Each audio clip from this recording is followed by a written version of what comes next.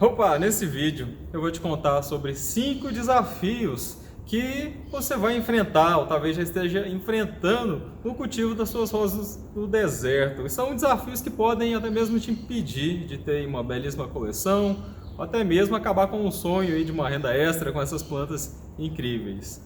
Mas a vida é desse jeito mesmo, não é? É sempre cheia de desafios. E alguns deles a gente nem percebe, eles parecem até simples, fazem parte aí da vida. Muitas vezes o estudo pode ser um desafio, para algumas pessoas é difícil continuar estudando durante muito tempo. Às vezes conquistar um trabalho, um emprego novo também é um desafio.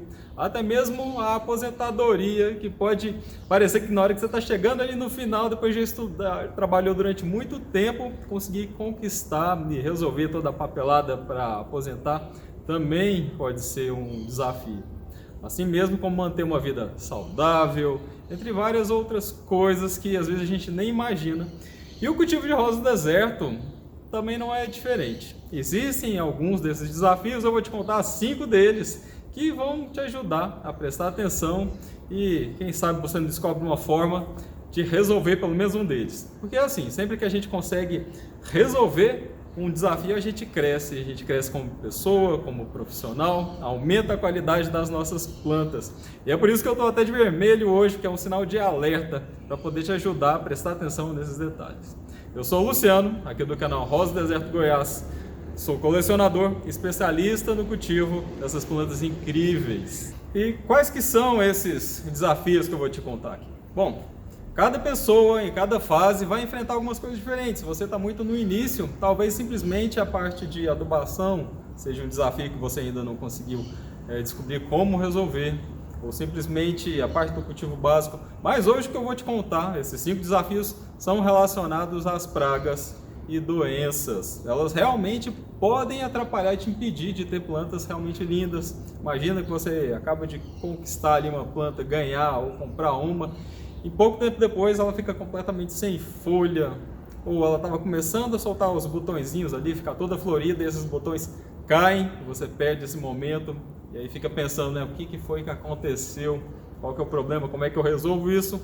E algumas dessas situações podem ser essas pragas ou doenças que estão te atrapalhando. E essas pragas e doenças, elas vão causar 2 problemas principais aí nas suas plantas. Entre eles, a gente tem aí vários estragos nas folhas. Elas vão então perder a capacidade de absorver a luz do sol de alguma forma, a fotossíntese vai reduzir. Então essas folhas acabam sendo danificadas pelas pragas e pelas doenças. E a outra é o roubo da energia da planta. Essas pragas são capazes de absorver, roubar parte dessa energia, que muitas vezes é simplesmente a seiva. Alguns insetos, algumas pragas vão lá e sugam essa seiva, e eles adoram esse material, essa seiva que ajuda muito a eles conseguirem a se multiplicar cada vez mais. E cada uma dessas pragas tem um método diferente de fazer isso e uma forma diferente de se esconder nas suas plantas, que você vai precisar descobrir e observar onde é que elas podem estar. Mas com relação a esse roubo da energia, o que pode estar acontecendo? Eventualmente alguns insetos eles estão tão rapidinhos, como por exemplo alguns percevejos, que você olha para a planta e se ele te vê primeiro, ele corre para trás do galho e você nem percebe que ele está ali escondido. Além disso, tem, por exemplo, os ácaros, que eles podem ficar escondidos embaixo das folhas ali, eles estão também absorvendo parte desse material. E o que é essa seiva? Sabe quando você poda, faz um corte ali na sua rosa do deserto e começa a escorrer uma aguinha, de vez em quando você observa que também uma coloração leitosa, parece aí um leite escorrendo da sua planta? Bom, essa é a seiva. Essa seiva ela é rica em nutrientes, tanto em sais minerais e água, quanto em nutrientes elaborados pelas folhas, que vão então percorrer toda a planta e chegar até as raízes. E essas pragas conseguem absorver essa seiva em qualquer momento, em qualquer parte da planta, sejam nos botões, sejam nas folhas, nos galhos, no caudex, nas raízes. E aí tem um problema, né? Às vezes você não está nem vendo que pode ter ali uma praga escondida nas raízes. E a gente pode até mesmo comparar esse roubo da seiva com alguma situação em que, imagina, se você entra em um local, em um pântano e vem umas sanguessugas e pregam em você, no seu pescoço. Eu já vi alguns filmes que são assustadores desse tipo. A pessoa está andando ali no mato, num pântano, e aí de repente na hora que ela sai da água, ela está coberta de sanguessuga e sugando o sangue da pessoa, ela vai ficando fraca, vai ficando tonta, e a planta vai ficando assim também, ela vai fragilizando, ela vai ficando cada vez mais fraca, porque ela está produzindo energia que não está indo para ela está sendo roubada literalmente. Mas se o roubo da seiva é justamente quando o inseto está sugando esse líquido que está correndo ao longo da planta, o que é essa parte de estrago das folhas? Bom, esse estrago nas folhas pode ocorrer por vários processos. Pode ser até mesmo um acidente. Você passa ali, esbarra, quebra uma folha. Tem muita gente que gosta de arrancar as folhas ali da planta. Tem um problema com relação a isso, né? Não sei se você sabe, a folha é a estrutura que produz energia para a planta crescer. Mas além disso, a gente tem pragas que são mastigadoras, elas vão morder os pedacinhos e comer essas folhas inteiras. Eu mostrei até uma vez um caso raro em que formigas estavam cortando, picando todas as folhas de uma rosa do deserto minha. Felizmente, essa é uma situação bastante rara, acho que quase ninguém já conseguiu presenciar uma situação como essa. Ainda podem ter abelhas pretas que conseguem roer ali e tirar pedacinhos, e vários outros insetos e até mesmo os fungos que vão cobrindo a folha ou vão danificando essa estrutura, impedindo que a folha consiga ter todos os pigmentos, a fotossíntese, para conseguir absorver a luz do sol e produzir a energia que a planta precisa. Ou seja, a folha ela é um órgão da planta essencial para ela realmente conseguir se desenvolver. E se essa questão do cultivo da rosa do deserto é importante para você, se ter plantas incríveis florescendo é importante para você, aproveita para observar se você está inscrito aqui no canal. Se não está, se inscreve, aproveita, curte esse vídeo, porque agora eu vou te contar quais são as 5 principais e mais comuns pragas e doenças que podem atrapalhar aí no seu cultivo. E entre elas, tá? Existem muitas, eu escolhi as 5 que são mais comuns, são mais fáceis de serem observadas e identificadas. A primeira delas são as cochonilhas. Provavelmente você já viu aí um bichinho branquinho, bem pequeno, que não se movimenta muito, tá? De vez em quando as pessoas confundem um algodãozinho que fica preso aí embaixo das folhas, em algum cantinho no galho, que são as cochonilhas, com alguns outros bichinhos brancos que se movimentam bem rapidinho nas folhas, que podem ser inclusive predadores, que podem te ajudar a combater as pragas. Bom, mas as cochonilhas, elas podem atacar as folhas, os galhos, os brotinhos, podem ficar escondidos em cantinhos ali do caudex, quando o caudex tem várias reentrâncias ali, se o caudex tem algum buraquinho, alguma coisa, elas conseguem se esconder por ali, e elas também vão atacar as raízes. Bom, existe uma centena ou uma dezena de espécies de cochonilha diferentes, cochonilha rosa, cochonilha do carmim, cochonilha farinhenta, tem também uma cochonilha de carapaça, que essa é mais chatinha, tá? E ela fica bem durinha ali, ela é difícil de ser retirada, ela é mais resistente a alguns tratamentos que existem aí. Mas o que você precisa entender é que esse bichinho, que na maioria das vezes parece realmente um algodãozinho escondido na sua planta, ele está ali sugando a seiva da sua rosa do deserto, e elas se reproduzem relativamente rápido. Tem outras pragas que são campeãs, são até mais rápidas que a cochonilha. Mas em pouco tempo ela vai se espalhando por toda a planta, e de uma planta ela vai para outra, e quando você menos percebe, a sua coleção está tomada por esse bichinho. E no começo parece até que ela não prejudica tanto quando tem poucas cochonilhas na sua planta. Mas quando ela atinge um determinado nível, quando a população desses bichinhos cresce, as folhas começam a amarelar, o caudex fica murcho e a sua planta não vai crescer, ela está perdendo os nutrientes, está perdendo a energia para esses bichinhos. E a próxima praga que eu vou te contar são os pulgões. É um bichinho amarelinho, você consegue até observar as perninhas deles, umas perninhas pretinhas. Existem algumas espécies, não são muitas não, tem alguns que são mais pretinhos, mais vermelhinhos, mas o mais comum deles é um amarelinho que começa a atacar a sua planta ali por baixo, mas logo você vai observar por cima dos brotos, por cima das folhas. Ele não é muito difícil de resolver, de combater não. Mas para algumas pessoas, esses bichinhos, os pulgões, eles são bastante insistentes. Isso pode estar relacionado com o seu ambiente, com alguma outra planta próxima que está sendo atacada, e aí os pulgões ficam vindo dessa planta para as suas rosas do deserto. E o que acontece? Tanto os pulgões quanto as cochonilhas, ao fazer esse processo de se alimentar da seiva da sua rosa do deserto, ele pode causar aquilo que a gente chama de encarquilhamento. O que é isso, Luciano? Talvez você encontre em algum manual agronômico, em alguma bula, esse termo de encarquilhamento, que é quando as folhas começam a ficar meio tortas, meio enroladas, não abrem direito, fica aquela folha feia. E todos esses dois podem causar também esse sintoma, porque a sua planta está ficando fraca, está ficando frágil. Além disso, os pulgões eles têm um problema um pouquinho maior do que a cochonilha. Eles conseguem se espalhar um pouco mais rápido e eles são bastante conhecidos por serem transmissores de vírus, de viroses. Então, se de repente ele pousou numa planta que tem um vírus, ele vai ali, suga, passa para uma outra planta, ele vai transmitir essa virose.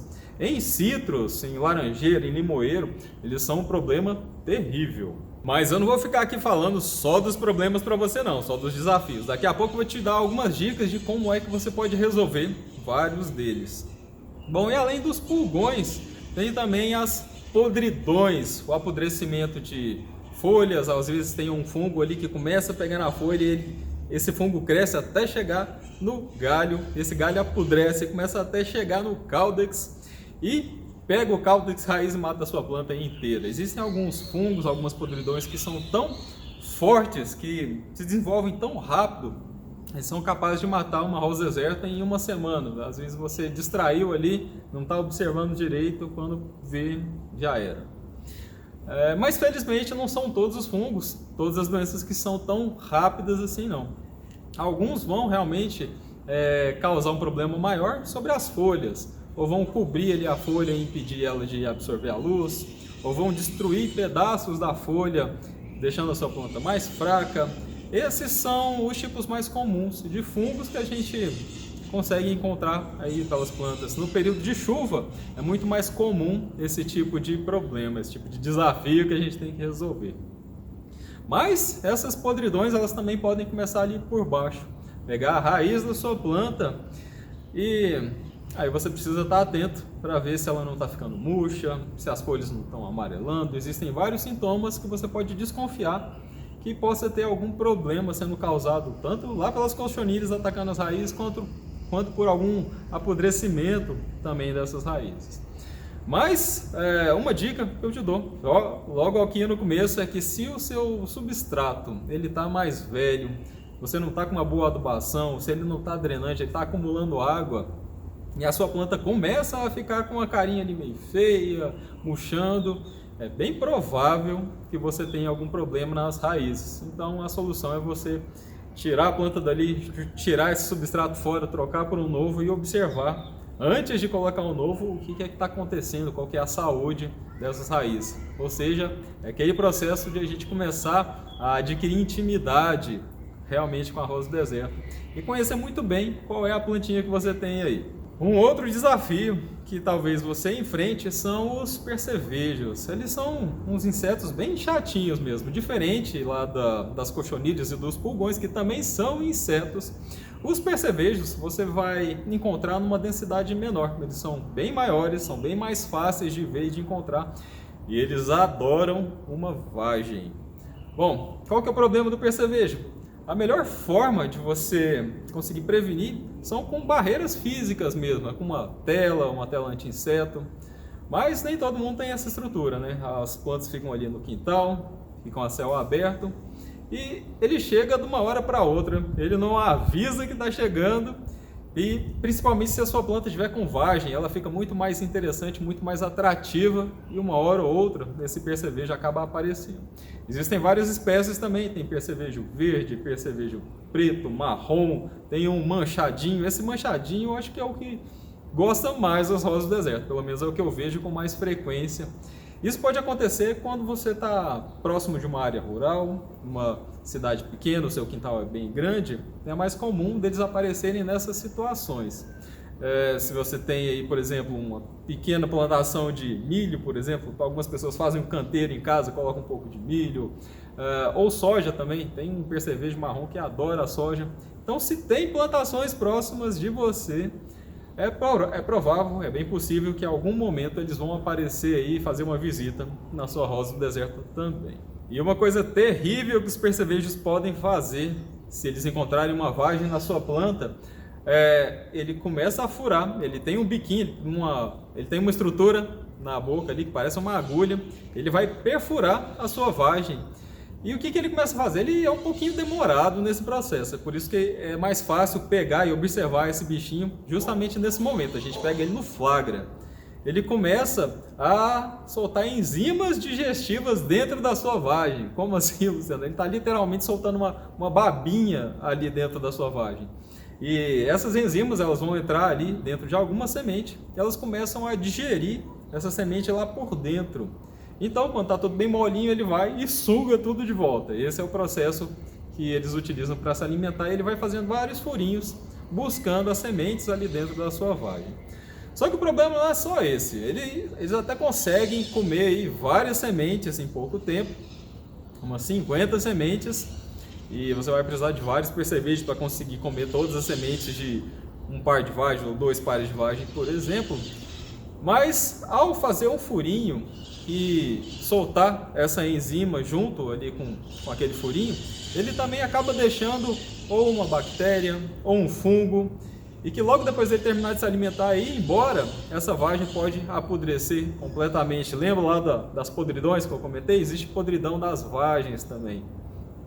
E algumas desses fungos e bactérias podem ser deixados de presente por um percevejo. Bom, e se os percevejos são chatinhos, os ácaros são muito chatos. Acho que é um dos maiores desafios que colecionadores de rosas do deserto vão ter em algum momento, ou já estão tendo. Talvez você já esteja passando por esse problema. Não sei que você seja muito iniciante, você ainda não descobriu, não aprendeu o que é que esses bichinhos podem fazer com as suas rosas do deserto. E diferente dos insetos, os ácaros fazem parte do grupo das aranhas. Eles são aracnídeos, eles têm 8 patas, eles têm 4 pares de patas, enquanto insetos têm 6. Mas será que isso faz alguma diferença? Faz total diferença, mas não é só pelo número de patas não, é por causa da origem evolutiva desses bichinhos. Faz com que eles sejam muito mais rápidos, mais ágeis e mais eficientes em se alimentar das plantas. Felizmente, a grande maioria dos aracnídeos, eles são predadores, eles são como as aranhas. Tem ácaros que comem restinhos de pele que a gente tem. Existem grupos de ácaros que ficam morando ali no colchão. Enfim, esse grupo ele é muito grande. Tem centenas de espécies, mas existem algumas que são herbívoros, ou seja, eles comem as plantas. E um dos problemas com relação a esses ácaros é que eles são muito rápidos, tanto em se reproduzir, quanto em se adaptar às formas de tratamento que existem para poder combatê-los.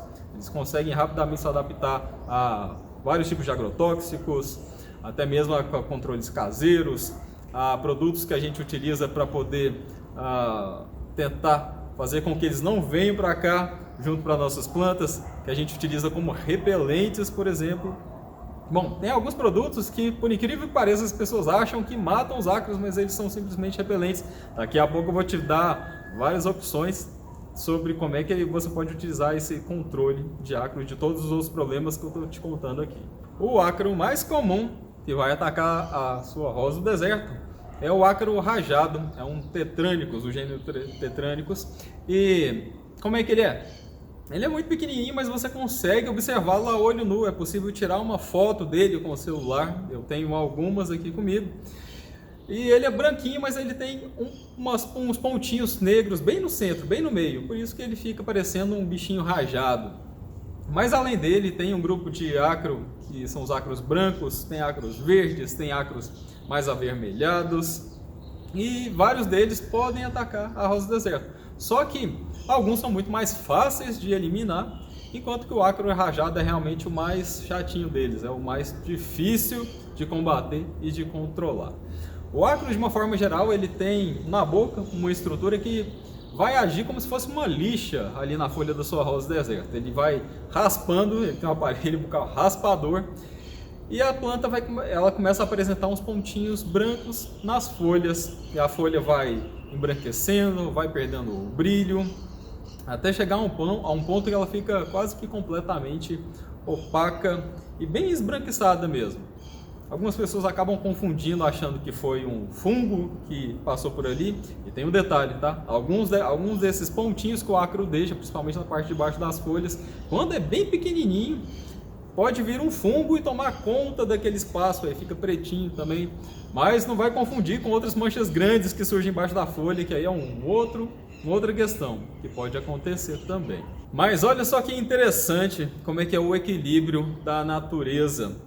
Porque se eu estou te falando aqui que tem os ácaros, que são herbívoros, que vão estragar as nossas plantas, tem os percevejos, que também são herbívoros, vão destruir as nossas plantas, e tem fungos que atacam as plantas. Da mesma forma, existem aí os fungos do bem, os ácaros do bem, e até mesmo os percevejos, que são predadores, percevejos do bem. Então, na natureza, geralmente acontece aí uma briga entre eles, só que quando o ambiente está muito depredado, alguém passou e limpou todo aquele ambiente, os predadores são os primeiros a desaparecer. Infelizmente, os herbívoros eles reproduzem mais rápido, acabam tomando conta das plantações. Mas, felizmente, num ambiente equilibrado acontece isso. Você tem aí os organismos que são predadores, os herbívoros, aqueles que são do bem e que são do mal. Na verdade, a gente acaba fazendo essa classificação de forma que aqueles que nos ajudam são os do bem, aqueles que nos atrapalham são os do mal, simples assim. Mas está surgindo aí uma revolução na agricultura, estão surgindo vários produtos e várias empresas que produzem esses organismos para eles funcionarem como um controle biológico. Essa é uma das opções que a gente tem e elas vão ficar cada vez melhores para serem utilizadas no combate aos problemas, a esses desafios que a gente precisa enfrentar para ter essas plantas incríveis, sempre florescendo, saudáveis. Mas esse controle biológico é só uma das várias formas e das várias opções que a gente tem para conseguir resolver esses problemas, esses desafios. Como é que a gente faz para resolver isso? Como é que a gente consegue vencer esses desafios? Existem várias opções. Só que a primeira coisa, o primeiro passo é saber identificar qual é o problema. Porque um erro muito comum que algumas pessoas acabam fazendo é confundir os produtos. Eu já vi gente com problema de ácaro e a pessoa está jogando um fungicida, já vi gente com problema de fungicida e ela está jogando um acaricida, ou então ela tem esses dois problemas, ela está jogando um inseticida que não vai resolver nada. Ou seja, o primeiro passo é você aprender como é que faz para identificar quais são esses problemas. E se esse é o primeiro, o segundo é você descobrir e você aprender que para combater um ácaro, você precisa de um acaricida. Para combater um fungo, você vai precisar de um fungicida. E para combater insetos, você precisa de inseticidas. É claro que existem também soluções caseiras, opções caseiras, só que essas opções caseiras elas têm o mesmo princípio. Algumas funcionam melhor para fungo, outras funcionam melhor para insetos. E eu já deixo aqui a primeira dica para você. Geralmente, na grande maioria das vezes, os acaricidas, eles também funcionam como inseticida. Então, se você tem dois problemas aí, um com ácaro e outro com inseto, você escolhe um produto só. Você escolhe só o acaricida e ele já vai, de uma forma geral, resolver os dois problemas. É claro que existem exceções, mas em via de regra é assim que funciona. Então vamos lá, só para deixar bem claro para você, para a gente conseguir resolver esses problemas com essas 5 pragas e doenças, a gente tem aí o controle químico, os agrotóxicos, tem o controle biológico, tem o controle caseiro, tem também formas mecânicas aí, uma quarta forma. Como é que é essa forma mecânica? E você pode combater simplesmente utilizando uma forma diferente de irrigação, uma irrigação mais agressiva, vamos dizer assim. E também para alguns tipos de inseto, como por exemplo a cochonilha de carapaça, você pode usar uma outra forma mecânica, que é esfregando ali com uma escovinha. Se você tem poucas plantas, essa é uma opção. Você pode passar um paninho ali com alguma solução caseira, uma solução de álcool isopropílico, por exemplo, ela resolve em algumas situações alguns tipos de pragas, por exemplo. E existe um quinto mecanismo, um quinto método, que é o melhor de todos, que é o MIP, o manejo integrado, mas eu demoraria muito mais tempo para te explicar esse processo. É um dos métodos mais modernos, que vai incluir vários métodos diferentes, mas eu não vou conseguir te explicar esse agora. Eu vou te explicar como é que você consegue lidar com essas pragas e essas doenças que eu já comentei anteriormente aqui. Vamos lá? Por exemplo, as cochonilhas e os pulgões. Eles são os mais fáceis de resolver de uma forma geral. Como assim? É possível eliminar cochonilha e pulgão até mesmo com água e detergente. Só uma solução simples ali, você borrifando por cima da sua planta, já é possível eliminar esses bichinhos. Os pulgões, principalmente, eles são super facinhos, super bobinhos, a gente consegue matar eles com facilidade. O problema é que, dependendo do seu ambiente, aí, eles podem ser insistentes e ficar voltando e voltando. Uma adubação equilibrada, uma adubação com um pouco mais de cálcio, por exemplo, ou até com um pouco mais de silício, pode ajudar a sua planta a ficar mais durinha e mais resistente. Tá vendo só? Não são só essas 5 formas que eu te contei. Até a adubação pode ajudar a resolver problema com praga e doença aí na sua coleção. Bom, existem muitas opções caseiras para combater cochonilha e pulgão. Mas se por um acaso a infestação aí nas suas plantas está muito grande, está muito alta, você já tem muitas plantas, é bem provável que você tenha que realizar um controle químico mesmo, utilizar um agrotóxico. Da mesma forma como a gente acaba tomando aí um antibiótico quando está com uma dor de garganta, quando o problema está muito sério, o médico ele vai recomendar um antibiótico que inclusive não é muito bom para a nossa saúde. Ele vai destruir a flora intestinal, por exemplo. Depois você vai ter que realizar uns outros processos, tomar um iogurte aí para melhorar. E da mesma forma, eu não gosto de agrotóxico, mas eu tenho a consciência de que em alguns momentos são eles que vão resolver o problema.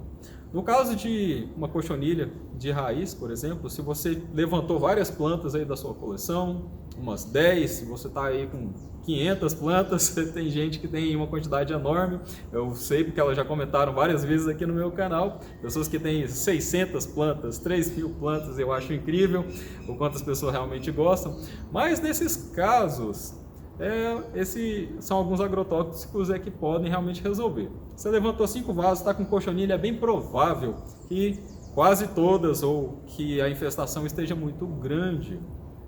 E nesse caso existem alguns produtos, como por exemplo o Evidence ou o Granari, são 2 produtos que têm exatamente o mesmo princípio ativo. Tá? A diferença é que um deles é mais famoso e é muito mais caro. Mas nesses 2 casos você vai precisar de um receituário agronômico para comprar esses produtos. Até existem algumas lojas de jardinagem, algumas floriculturas que vendem um sachê pequenininho com Evidência, por exemplo, que é bastante caro, mas que se a coleção for grande não vai ser o suficiente para resolver o problema.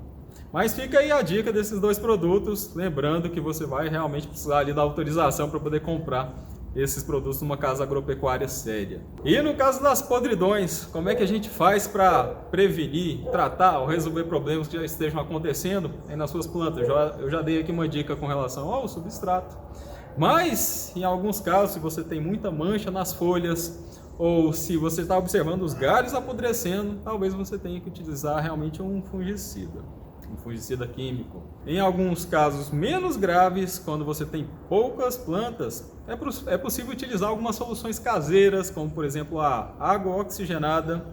Eu utilizo ela na porcentagem total, em torno de 0,15%, é uma porcentagem bem baixinha, você vai ter que fazer uma continha aí, uma regra de 3 para você conseguir descobrir de acordo com a porcentagem do produto que você tem e essa porcentagem que eu estou te falando. Mas existem várias diluições aí, algo em torno de 4 colheres de sopa do volume 10 por litro.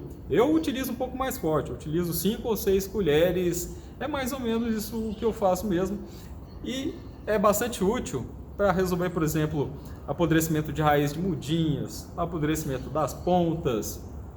O problema do tratamento com água oxigenada é que ele tem que ser muito frequente. Você tem que aplicar aí, às vezes, todos os dias, a cada 2 dias. Se você demorar muito, mais do que 3 dias, o efeito é muito pequeno, ele não vai resolver para você. E se for muito diluído também, isso também não vai resolver. É por isso que você precisa prestar muita atenção qual é a porcentagem do seu produto comercial e qual é a diluição que você está fazendo. Mas da mesma forma, se a coleção for muito grande, tem aí os agrotóxicos que vão resolver de uma forma mais eficiente. Só que entra um outro problema. Você vai precisar identificar qual é o micro-organismo, qual é o fungo que está te atrapalhando, porque existem vários. A lista de espécies de fungo e de doenças é enorme. E a lista de produtos é enorme também. Tem mais de 400 agrotóxicos na lista oficial do governo, já foram liberados aí. E existem ainda mais outros esperando a aprovação. Mas é claro, né? É um perigo para a nossa saúde. A gente precisa tomar cuidado com esse tanto de veneno. E é por isso que eu gosto tanto do controle biológico, eu sempre falo sobre ele primeiro. A podridão, pelo menos na minha opinião, eu acho que a parte mais chata, é o desafio mais chato mesmo de ser enfrentado. Mas eu sei que para muitas pessoas, elas acreditam que os ácaros é que são realmente a maior dor de cabeça. Eu já vou te falar um pouco mais com relação a esses ácaros. Mas com relação ao apodrecimento de raiz, caudex ou folhas, um dos principais fatores é o ambiente. Você precisa cuidar muito bem do ambiente, da qualidade do seu substrato, para que você consiga prevenir com que esse tipo de desafio, esse tipo de problema não aconteça para você. Ainda com relação aos ácaros, o que é que você pode fazer para resolver, para eliminar esse problema? Da mesma forma como os outros desafios que eu te contei aqui, você pode resolver utilizando uma forma biológica, uma forma química, uma forma com agrotóxico, tem formas caseiras, tem uma forma mecânica e também tem aí algumas outras loucuras que as pessoas fazem, tem algumas soluções caseiras que não são tão caseiras assim, como por exemplo, o álcool isopropílico. O álcool isopropílico ele é difícil de conseguir. Eu já vi ele sendo vendido em lojas de equipamentos eletrônicos, porque ele é usado para limpar equipamento eletrônico, mas também em lojas de laboratório, produtos para laboratório. Ele tem que estar a 70%, então se de repente você compra um produto que está a 90%, você precisa fazer a diluição para não queimar as suas plantas. Ele tem uma eficiência razoável, mas quando eu testei aqui nas minhas rosas do deserto, a solução de álcool isopropílico de 70% queimou um pouco as folhas. Eu gosto mais, no caso da água oxigenada, que também ajuda, só que ela tem uma eficiência que não é tão alta não. E novamente acontece aquele problema de ter que realizar uma frequência muito alta do controle para conseguir combater o problema com o ácaro. Além disso, tem aquelas soluções que são repelentes, como por exemplo, uma solução com leite cru. Infelizmente, não dá um cheiro muito bom não. Se você utilizar com uma frequência muito alta, principalmente se você estiver numa casa e as plantas estiverem ali na entrada da casa, pode ficar um pouquinho esquisito. E o enxofre. O enxofre também é um outro produto que ele consegue ter alguns efeitos. Ele consegue eliminar um pouquinho o problema de fungo, mas ele não é muito eficiente. Ele também consegue repelir um pouco os ácaros, mas com uma eficiência baixa também. Por quê? O que acontece?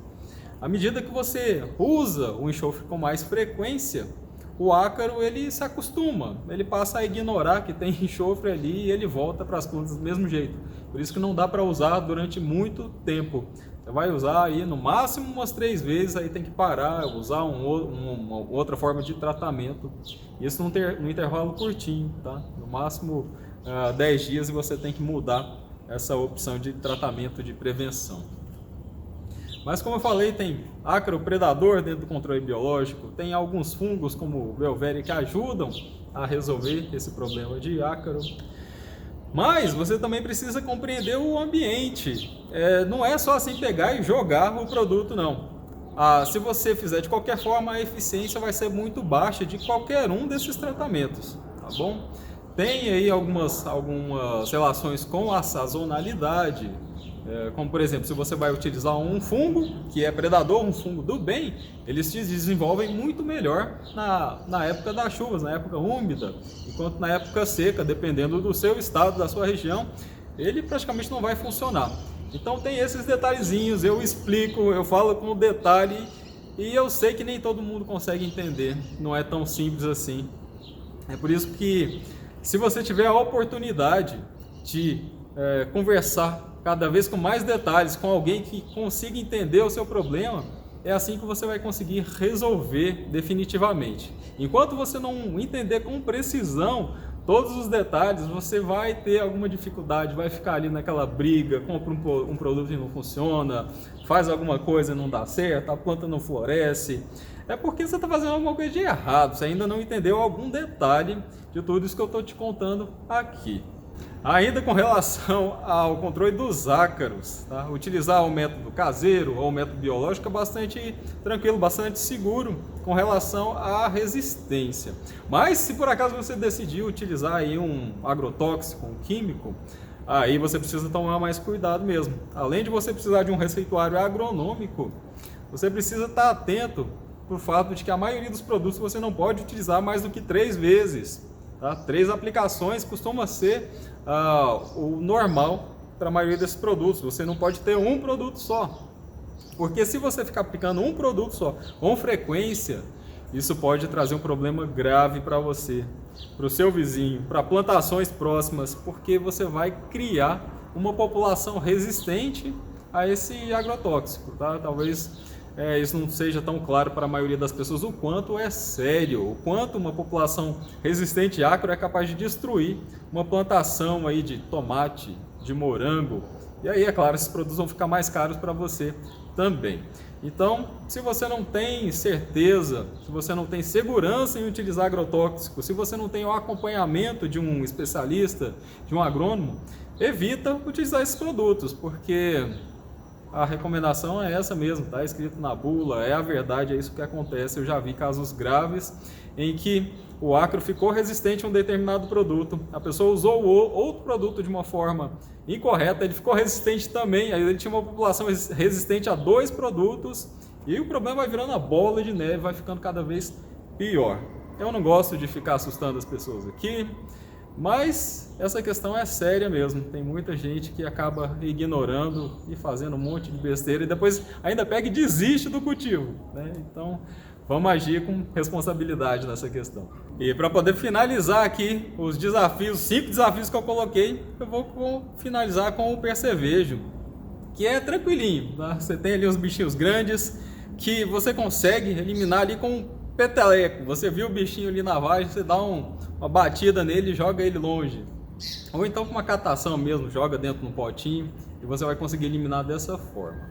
Infelizmente a maioria dos inseticidas, eles vão matar esse bichinho, eles vão ser eficientes. Existe até controle biológico, existe uma vespinha que ela vai lá atrás dos ovos do percevejo e mata ele antes de nascer. Só que essa vespinha só vai funcionar para grandes plantações, para uma plantação de soja, para uma estufa telada. No caso do percevejo, o método mais eficiente é uma barreira física, uma tela anti-inseto. É isso que realmente não vai deixar ele nem chegar perto da sua rosa do deserto.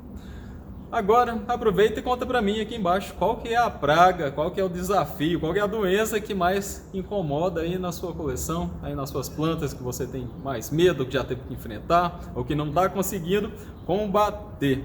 Deixa nos comentários aqui, curte o vídeo, observa se você está inscrito no canal e até o próximo vídeo.